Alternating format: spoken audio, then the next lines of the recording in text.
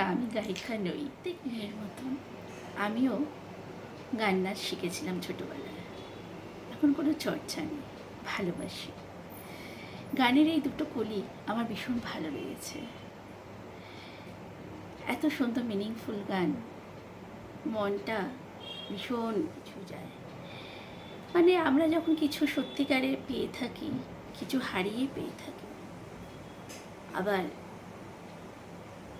নতুন আসে থাকে আমাদের জীবনে মেলবন্ধন। এর মধ্যেই আমাদের ভালোবাসার সম্পর্ক।